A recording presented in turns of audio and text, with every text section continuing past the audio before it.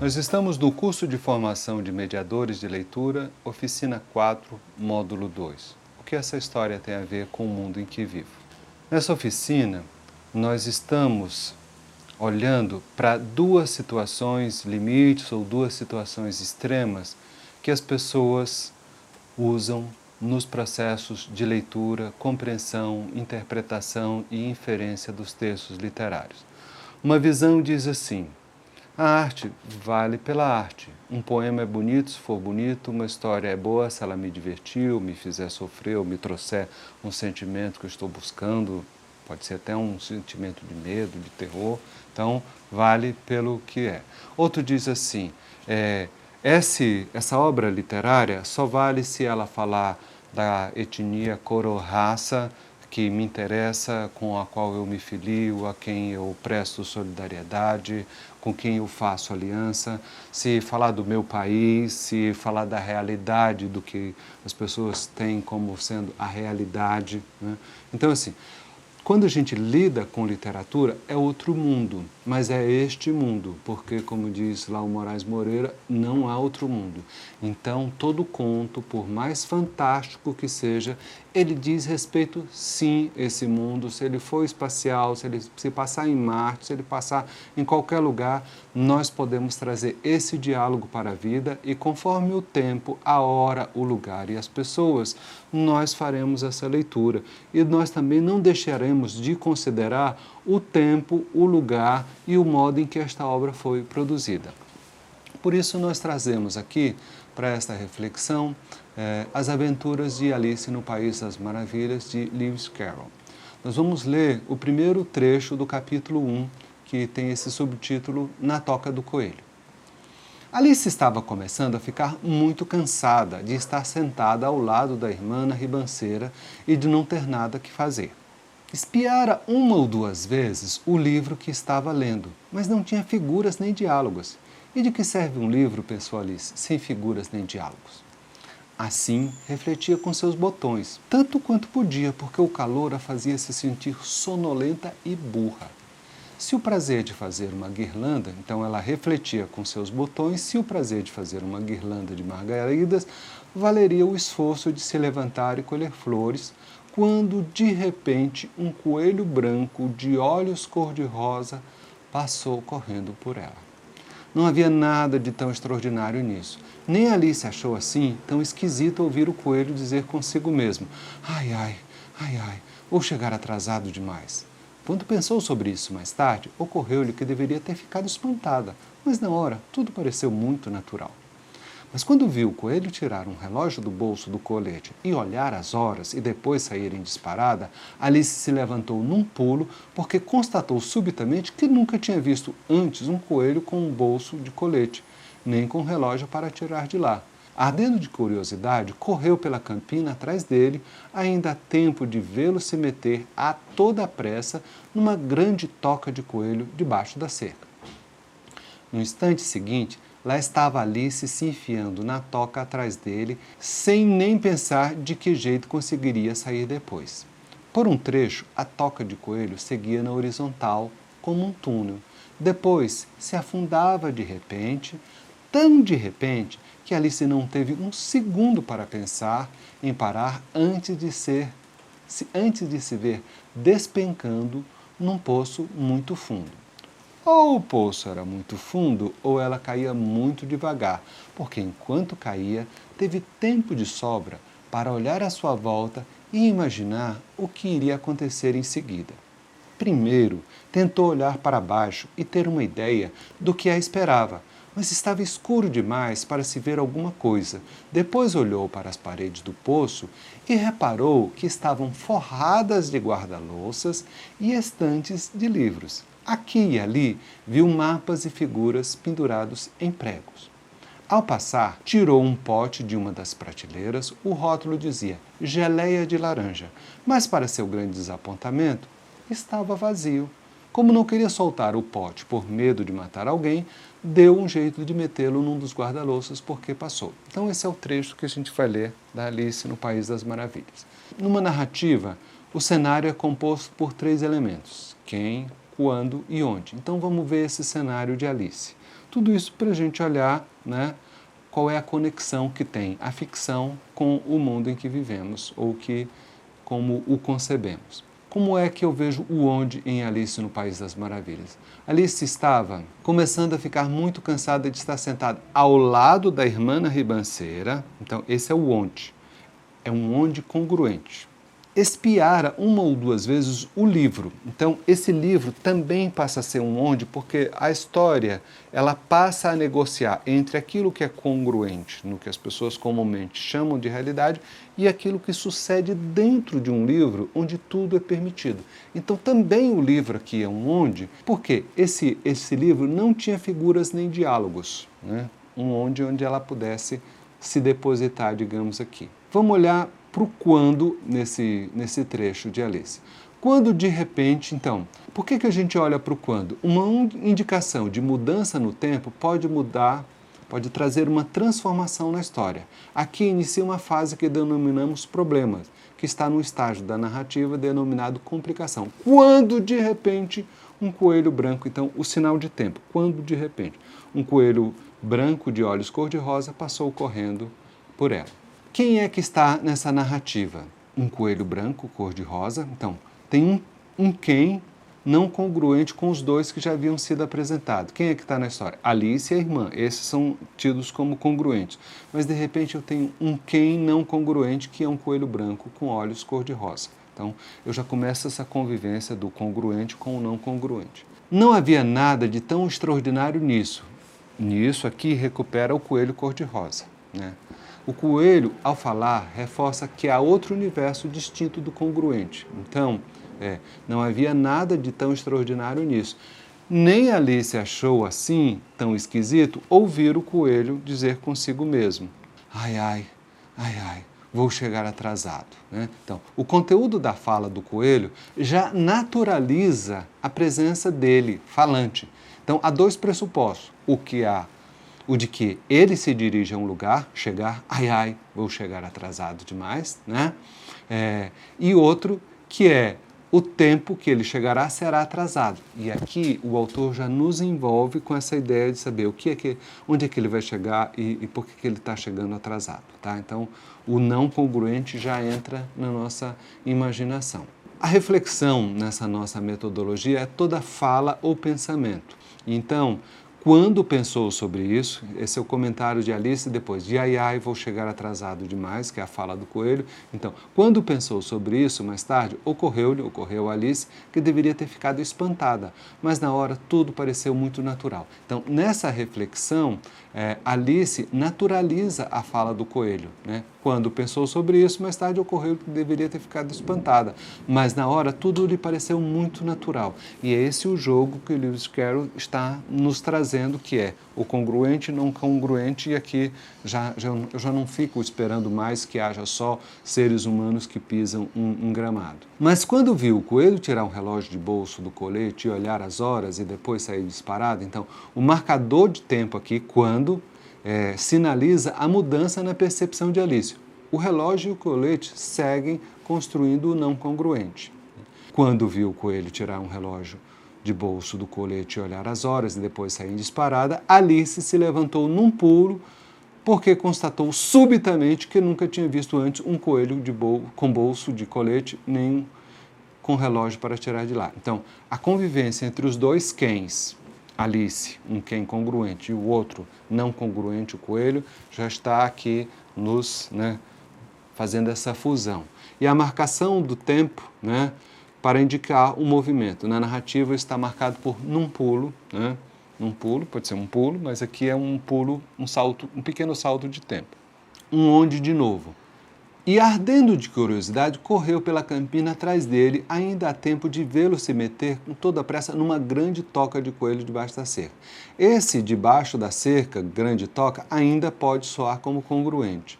Mas há outro onde, e esse onde continua a nos chamar. No instante seguinte, lá estava ali se enfiando na toca. Aqui já começa o não congruente, que é uma menina, se imagina o tamanho de uma menina entrando, por maior que seja a toca de um coelho, uma menina caber, aí o não congruente já começa a dialogar. Então, por um trecho a toca de coelho seguia horizontal como um túnel, depois se afundava de repente. Então, digamos assim, no mundo como o conhecemos, é possível que haja essa toca e depois esse poço, né?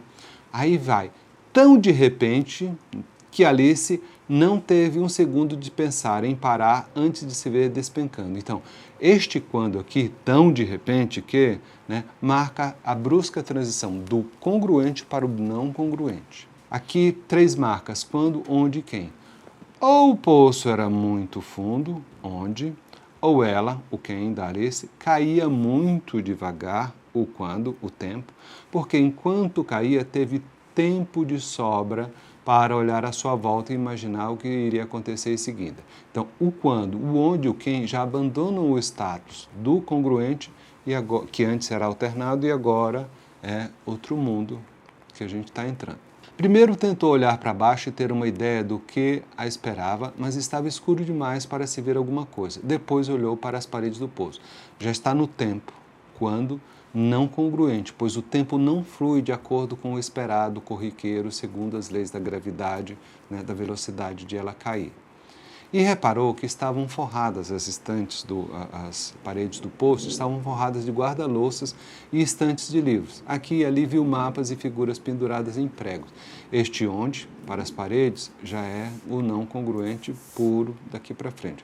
Ao passar, tirou um pote de uma das prateleiras. O rótulo dizia geleia de laranja, mas para seu grande desapontamento estava vazio. Então, o que há de estranho, o que é um desapontamento, não é haver um pote de geleia nas paredes de um poço, né? na estante de um poço, nem dizer geleia de laranja no rótulo, mas o desapontamento é ele estar vazio, e aqui a gente já entra, a gente já está pensando como Alice. Como não queria soltar o pote por medo de matar alguém, deu um jeito de metê-lo num dos guarda-louças, porque passou na queda. Então, um evento não congruente, o pote mataria alguém, né? Desceria mais rápido que ela. Então, daqui para frente é só a maravilha que a gente vê. Então, até esse ponto é o que a gente está vendo, assim, de uma negociação entre o congruente e o não congruente. Como é que a gente olha para isso quando a gente está analisando a literatura? A gente tem um onde, um quando e um quem que são sobrepostos. Sobreposto é assim, tem o congruente e aquilo que não é congruente. E a sobreposição, nisso que a gente chama de fantástico, ela tem 2 funções. Uma é de naturalizar. Então, por exemplo, para algo que está na memória de muitas pessoas, os Flintstones e talvez os Jetsons. Se na Idade da Pedra o regular era consumir, nós, os seres humanos, devemos consumir no presente. Então, é como se estivesse naturalizando. Então, naquela sobreposição dos Flintstones, que tem automóvel, relógio de ponto, enceradeira, né? Esse quando, onde e quem sobreposto pode estar naturalizando um comportamento humano de consumo. Se os seres humanos sempre consumiram, é natural consumir, consumamos hoje. Digamos que é assim que a gente pode ler esse desenho animado. Agora, essa sobreposição pode ter também a função de denunciar, apresentar algo como escandaloso, como se tivesse passado há muito tempo, ou como se passasse em outro lugar, num lugar não congruente, né? Ou como se algo fosse ocorrer no futuro. Isso pode ser uma forma de vencer uma censura, como numa obra chamada Fahrenheit 451, né, em que o Ray Bradbury diz assim que aquela é uma sociedade em que os livros eram proibidos e que 451 é a temperatura de combustão em Fahrenheit, né? Então todos os livros eram queimados e as pessoas precisavam memorizar todos os livros se elas queriam perpetuar a memória literária da humanidade. Então, nesse caso, essa sobreposição desse mundo fantástico, ela tem esse propósito de denunciar essa dimensão da censura. Então, recapitulando, o onde, o quando e o quem, eles podem ser congruentes, né? E aí eu digo que é uma ficção realista, ou eu vejo que eles não são congruentes numa ficção dita não realista, como no Barão de Munchausen, né?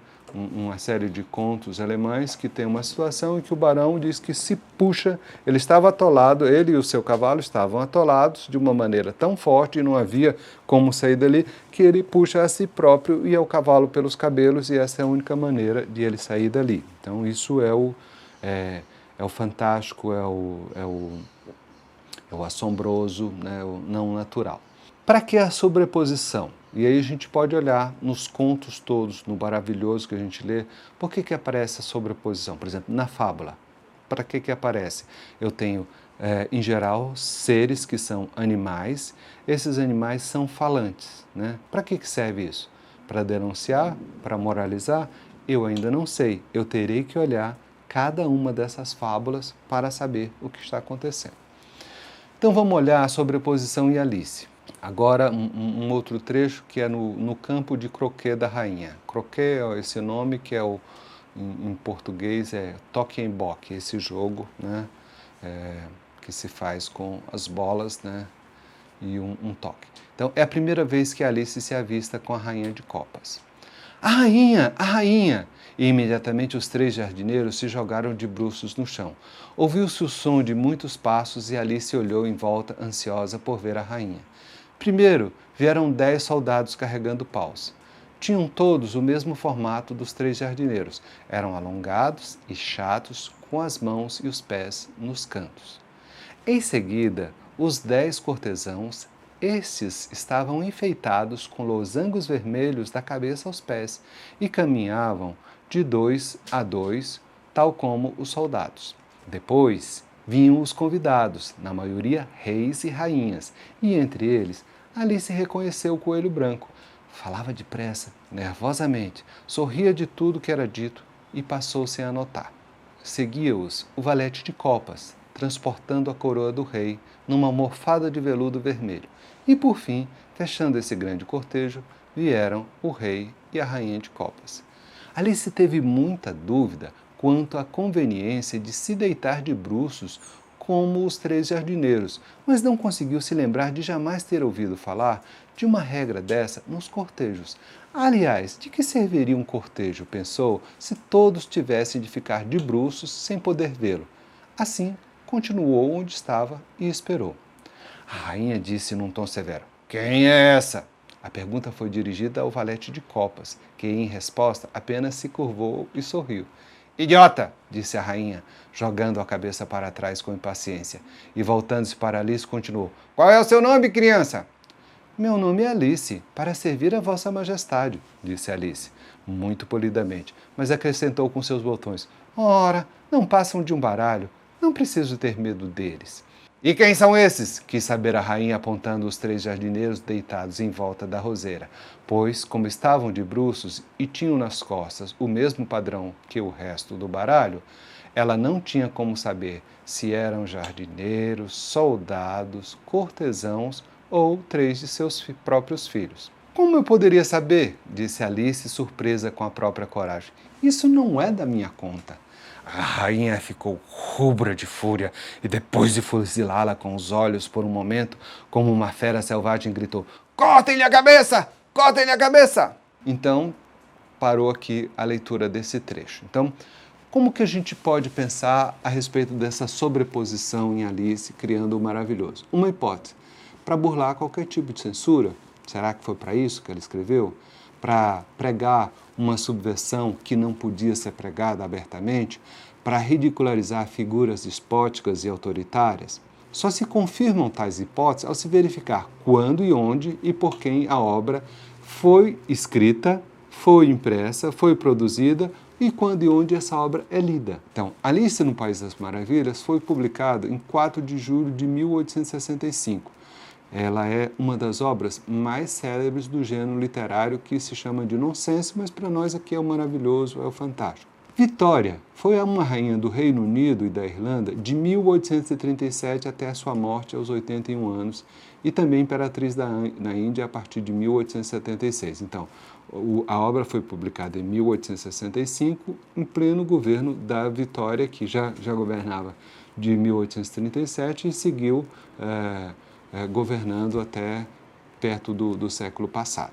Tá claro? Então, assim, o que eu posso pensar? a respeito de reis, rainhas, essa rainha de copas e a figura da autoridade, né?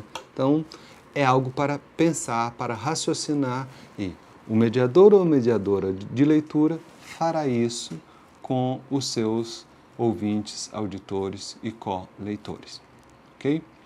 Vamos olhar agora para outra história. Chama-se Canção para Rua Mulan. É um conto da Marina Colasanti e está no livro Um Espinho de Marfim.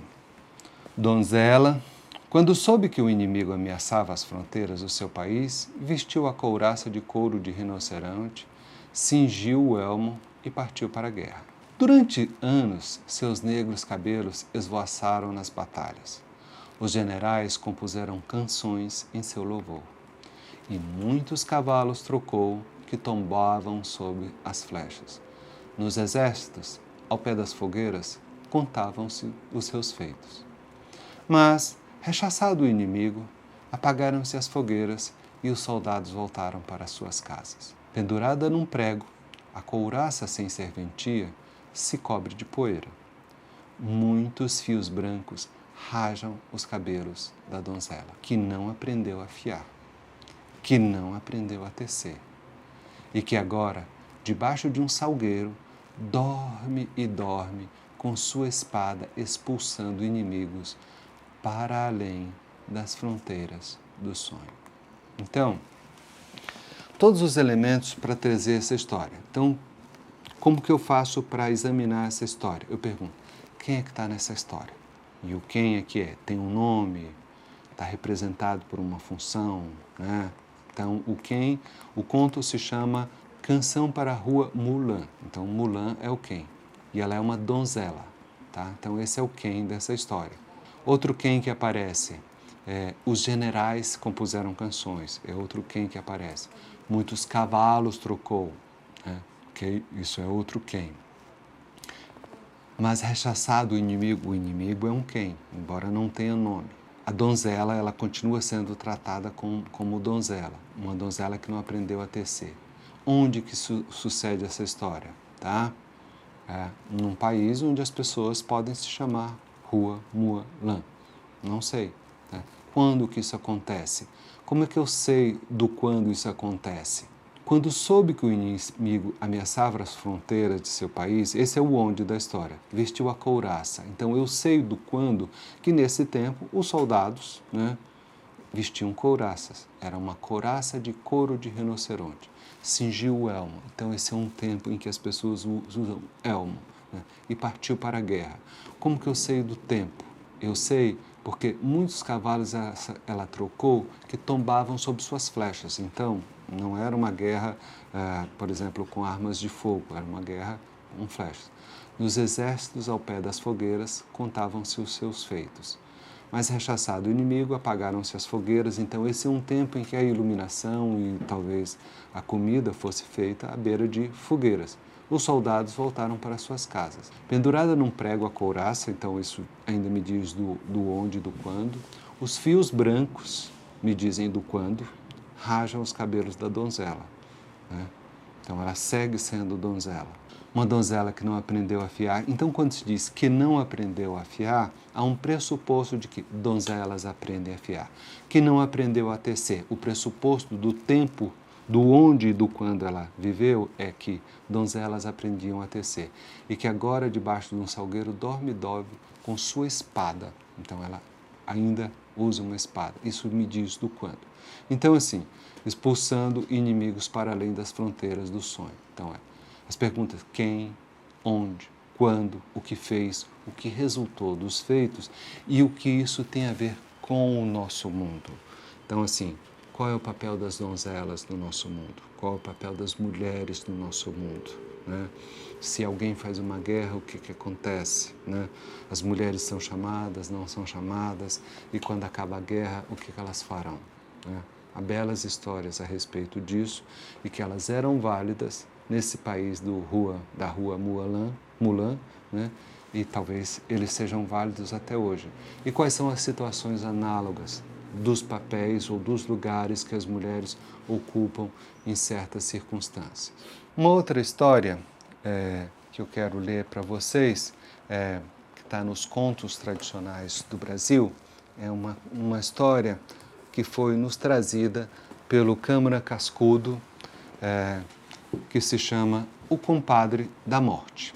E as perguntas são sempre essas, né, para a gente ver o que essa história tem a ver comigo, né? O que essa história tem a ver com o mundo em que eu vivo e como é que eu posso usar isso quando eu faço uma mediação de leitura.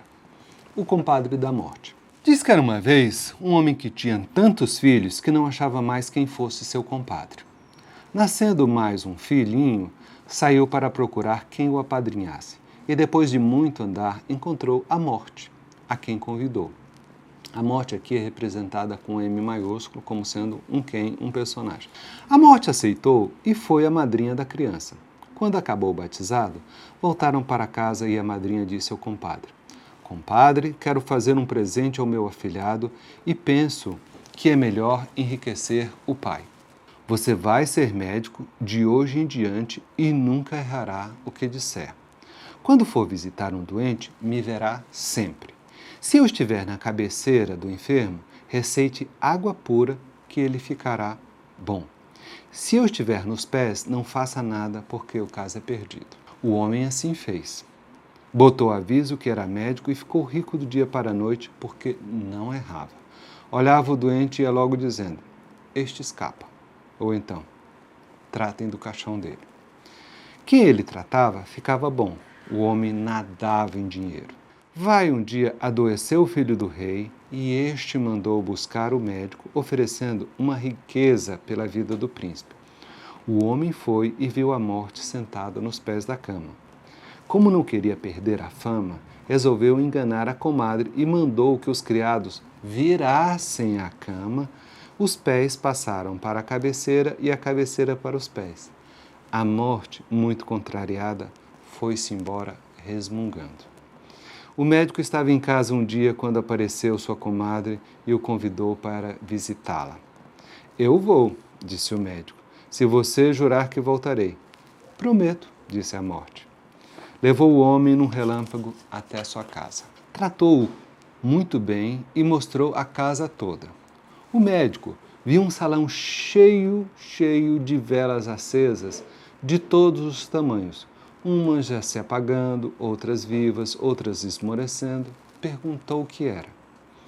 É a vida do homem. Cada homem tem uma vela acesa. Quando a vela se acaba, o homem morre. O médico foi perguntando pela vida dos amigos e conhecidos e vendo o estado das vidas, até que lhe palpitou perguntar pela sua. A morte mostrou um cotoquinho no fim. Virgem Maria, essa é que é a minha? Então eu estou morre não morre? A morte disse, está com horas de vida e por isso eu trouxe você aqui comigo, compadre. Mas você me fez jurar que voltaria e eu vou levá-lo para você morrer em sua casa. O médico, quando deu o acordo de si, estava na sua cama, rodeado pela família, chamou a comadre e pediu: Comadre, me faça um último favor. Deixe eu rezar um Padre Nosso. Não me leve antes. Jura? Juro, prometeu a morte. O homem começou a rezar o Padre Nosso e rezou: Padre Nosso que está no céu, e calou-se. Vai a morte e diz: Vamos, compadre, reze o resto da oração. Nem pense nisso, comadre. Você jurou que me dava o tempo de rezar o Padre Nosso, mas eu não expliquei quanto tempo vai durar a minha reza.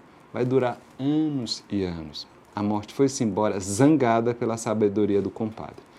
Anos e anos depois, o médico, velhinho e engelhado, ia passeando nas suas grandes propriedades quando reparou que os animais tinham furado a cerca e estragado o jardim cheio de flores.